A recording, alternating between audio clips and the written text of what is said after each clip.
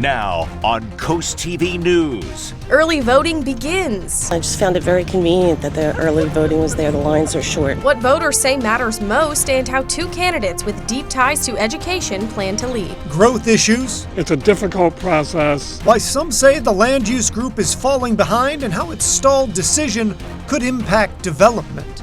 Well, after days of beautiful weather on Delmarva, I'm tracking sweltering heat for our Friday. We'll track that and storms coming up.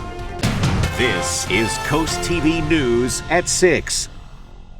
You're looking at some voters heading into the polls today. Good evening. I'm Christina DeRobertis. And I'm Charlie Sakaitis. Welcome to our News at 6. We begin tonight with the race to represent District 20. On your screen right now, this is a map of Delaware's State House District 20. The area covers Milton, Lewis, Harbison, Georgetown, and it has about 23,000 registered voters. It is the area that was represented by Democrat Stell Parker Selby before she resigned in June. Now, a special election is fast approaching. And campaign signs are popping up all over District 20 as the first of 10 early voting days is now underway. Coast TV reporter Emma Aiken is live in Milton. Emma, you're at one of two polling places. Christina, we're here at Mariner Middle School in Milton, where people have steadily been coming in and out of the polls all day for day one of early voting. And we've still got some voters coming in and out in waves here for this last hour of voting before the polls close at 7. And some people we've spoken to say they're just eager to see who the new face of their district will be. Voters heading into the polls for the first of 10 early voting days for District 20's special election. It's Democrat Alonna Berry up against Republican Nikki Miller. I voted for Nikki Miller. She's young. I think she's a go-getter. I think she's going to do a good job, and I'm hoping she's going to get it. I voted for Ms. Berry because I feel she best represents my values and the values of the regular people, quality of life issues that we're all concerned about. One of the main campaign points for both women is their experience in education. We voted for Alonna Berry because she stands for all the things we believe in, good education, help for the needy, that sort of thing. Nikki Miller was actually my son's principal when he was back in high school at Cape Henlopen. She was fabulous with the kids there, and she was real personable. Other voters mentioned issues like infrastructure, national politics, or just simply said they were voting the party line. Nikki Miller, I voted for her last time. Of course, she got defeated by a close vote. And I just feel better with her as far as her policies and what I think she can do more for the county. I'm strongly in favor of Alonna Berry representing our district. I am a registered Democrat, and I cannot support the Republican platform nationally or locally. The fight continues until the special election on August 5th. Early voting continues tomorrow and Saturday from 7 to 7 here at Mariner Middle School and over at Lewis Elementary School. There's no early voting on Sunday, but after that it continues every day until August 3rd. And for a full breakdown of those dates and times, you can check out CoastTV.com. Reporting live here in Milton, I'm Emma Aiken, Coast TV News. This brings us into our Coast TV poll. We want to know what influences your vote the most. Let's take a look at the updated results from last news hour. You can see 39% say candidate experience, 8% with past voting record, 53% say party affiliation. No one too concerned about community support, though. If you haven't voted yet, you can still do that at CoastTV.com. You can leave a comment. You can also use our mobile app. We'll show you updated results on Coast TV News at 11.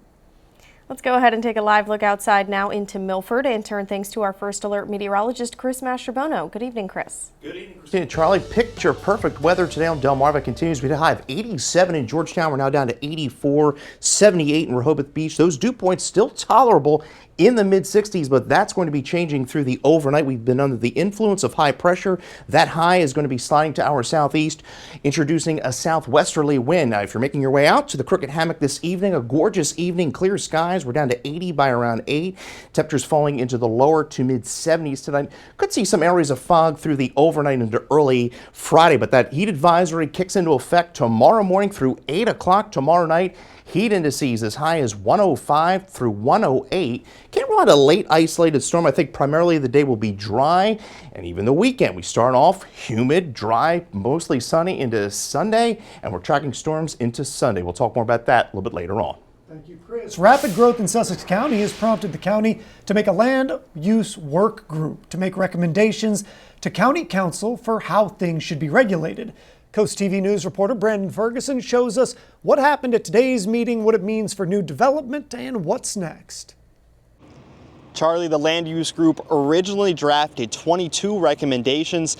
That number is now down to 17, and the group today was expected to go through each and every one of those recommendations, but they only made it through 8. Today's meeting ended on a 50-minute discussion over road improvements in conjunction with new developments. Other recommendations include tree preservation in growth areas. 30% of a forest are to be protected. Outside of growth zones, 50% of a forest should be protected. Another is a countywide rezoning effort, following land use goals, infrastructure, and growth policies. Joe Pica has been to all 7 land use meetings so far and feels the group and the county are going opposite directions. From the county, feel like it's half full, that they've made good progress, that they're getting close to wrapping things up. I think a lot of the members felt that there were issues that had not yet been resolved. The next meeting for the land use group takes place on August 5th. And that is for land use group members to voice their opposition or support for each recommendation. And an August 21st meeting is happening after today's meeting did not go through all 17 recommendations. In Sussex County, Brandon Ferguson, CoastTV News. Well, for the people that follow this newscast, you may know that our very own chief meteorologist Paul Williams is a prostate cancer survivor. And after battling the Big C, he has found new ways to fight back, organizing an annual prostate walk event at Cape Henlopen State Park. This year's event scheduled for September 13th. And Paul, it's not just about walking. This year it's about testing, really saving lives. Well, what we're hoping is that this QR code will unlock the opportunity for curing to occur, because prostate cancer affects 1 out of 8 men. And what we're doing right now is, as we come into the porch bar here, you have folks that are right now registering for the walk. And the walk is significant this year because this time around, we're going to be offering an opportunity for PSA or blood testing that's going to be associated with the walk, absolutely free of charge. And this is very important because this year, a lot of folks are facing the possibility of losing their health care coverage because of a great deal of cuts that are happening through the federal government. So that's why this walk is about more than just creating a community, although that's great.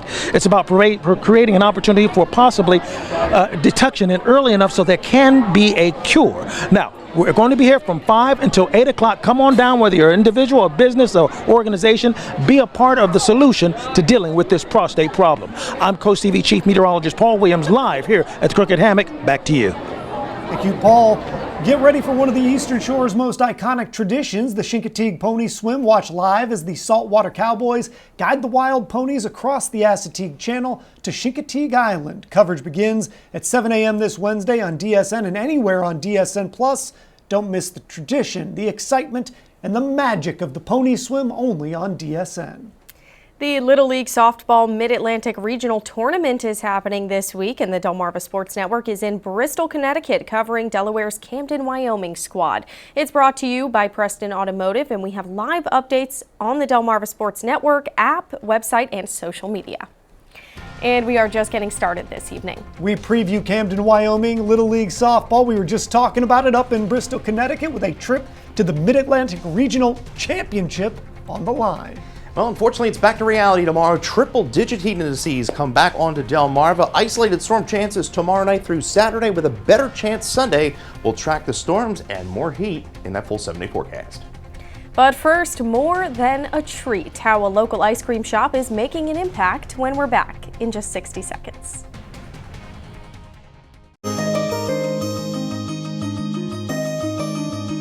Everyone loves ice cream in the summertime, and there are plenty of ice cream shops to be found on Delmarva. As Coast TV's Zakia Jennings shows us, there's one in Rehoboth Beach that not only serves up flavorful treats, they also serve up life lessons as they hit their 1-year anniversary. Rainbow sprinkles, one of the many toppings Tori Moore can put on your ice cream here at Uncle David's Ice Cream Shop. This shop's mission is simple: to support people with Down syndrome like Tori, Connor, and Davy. I do the cake cashier. A part with it is that I like the hand out customer stuff or the scooping. Uncle David's Ice Cream Shop is celebrating their 1-year anniversary in Rehoboth Beach, though they've been in the mobile order business since 2023. Jim Watson has been with the team for 3 years.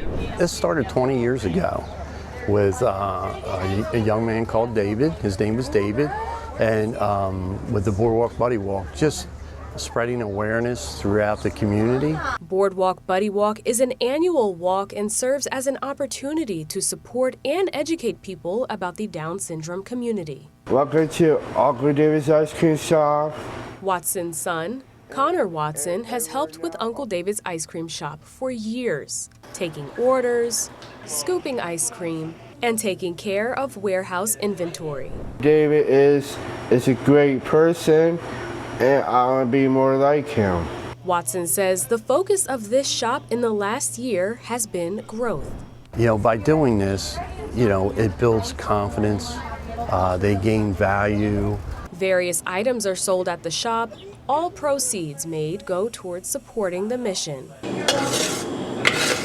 Manager Liz Pensa says compared to last season, the willingness to work and learn something new is unmatched. Moving from one task to the other, whether that's they're on the register, going straight into scooping, they're bright and cheerful whenever they walk into the business, ready to start their day, ready to work.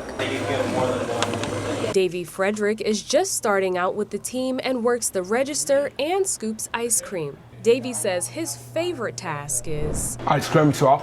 Because life is better with ice cream, a sprinkle of hope, a cherry on top, and a team committed to helping you thrive. For Coastal Connections, I'm Zakia Jennings.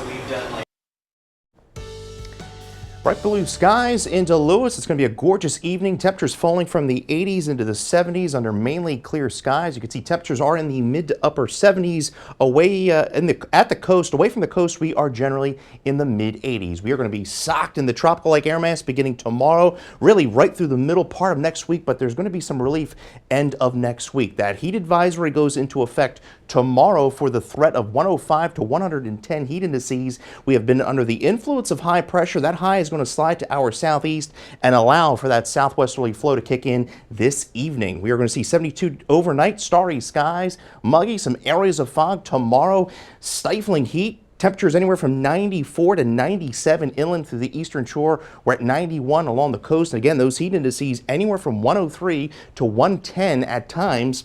And then we'll see that cold front push through late in the day. Now, the main severe threat is primarily southwestern portions of the eastern shore on northward, northern Sussex County. Maybe an isolated storm makes its way through the area late tomorrow afternoon into tomorrow evening. The primary severe threat will be to our north through Philly and South Jersey. And we are going to stay pretty dry, it looks like, through Saturday. Maybe an isolated storm. Better chance of scattered storms rolls in Sunday with that cold front pushing through, and then we're looking just dry and hot Monday, Tuesday, into Wednesday, and looking all good right now for the 100th Chickadee Pony Swim. 90 degrees with that front pushing through late Wednesday. 95 on Wednesday here in Georgetown. As that front pushes through, we do cool down back into the lower to mid 80s by next Thursday. Thank you, Chris. We talked about it earlier in the newscast. We're circling back now. Our very own chief meteorologist, Paul Williams, a prostate cancer survivor. He's hosting the second annual prostate walk event at Cape Henlopen State Park. It's going to be this year on September 13th. But today, Paul is trying to sign people up for the big event. Paul, fill us in on what you're doing. Last year's walk was about creating community. This year, it's about creating a change in the destiny of those that are affected. And so that's what the walk has been about as it's evolved from one year to the second one. Get this, 1 out of 8 white men are affected by prostate cancer, 1 out of 7 Hispanic and Italian, and 1 out of 6 black men. So this is a disease that's climbing and claiming victims. And so what we decided to do this year was to create an opportunity for free blood testing, PSA testing, especially in light of all of the cuts that are happening from a federal government standpoint. Folks are losing access to health care, and early screening is the only way to deal with this. But not only that, now we're in need of trying to pay for a lot of this, but we have some folks that have stepped up to the plate. And in fact, Rich here from La Vida Hospitality, you guys have decided to do something in August that really hadn't been done as pertains to prostate cancer before. What's going on with it? What is it called, and why did you guys step up to the plate on this?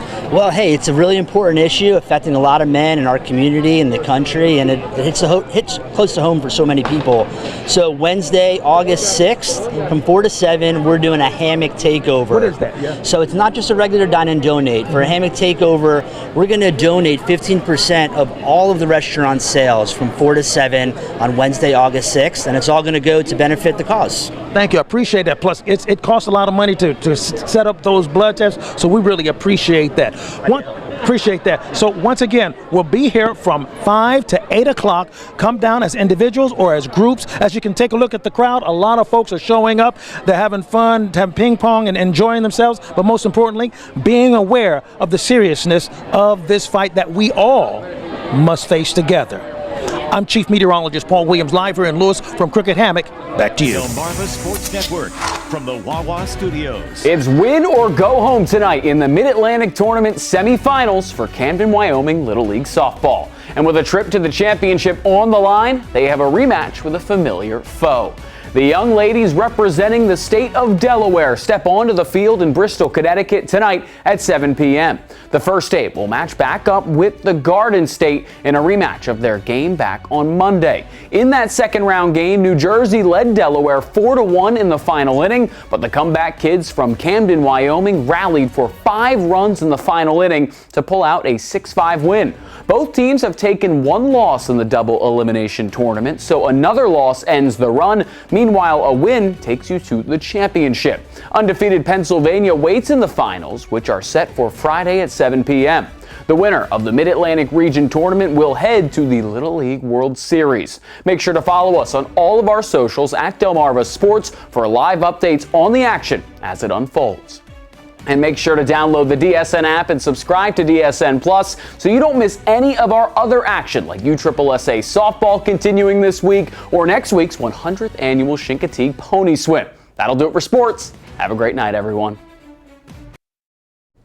Well, I hope you get out and enjoy the evening because we're going to really see that humidity kick in full force overnight through Friday. Temperatures falling out of the lower 80s through the upper 70s through about 9 o'clock under mainly clear skies. So we're at 72 overnight, patchy fog with that with the humidity really beginning to increase tomorrow, and you are going to feel it. Those heat indices anywhere from 100 to as high as 108 with an isolated chance of an evening storm. We're at 88 into Saturday. Again, an isolated chance. Most of the day is dry. I think we see a better chance of scattered shower and thunderstorm activity Sunday afternoon through Sunday evening. And yes, those mosquitoes will be flying extreme levels right through the weekend with that increase in humidity levels. Now we have our umbrella winner. It's Athena Vagalatos of Milford, Delaware. You're the winner of our Paul Davis umbrella. And you get your forecast anytime as always by dialing the First Alert weather phone. And now your 10-day forecast shows 88 into Saturday. We'll see that scattered shower and storm chance late Sunday, and we keep the heat really in play right through Wednesday, and we see some relief late next week. All right, thank you so much, Chris, and thanks for joining us for Coast TV News at 6. For more news, more local weather, download our Coast TV News app. The NBC Nightly News is up next. And we're going to see you later tonight for Coast TV News at 11. Have a great evening.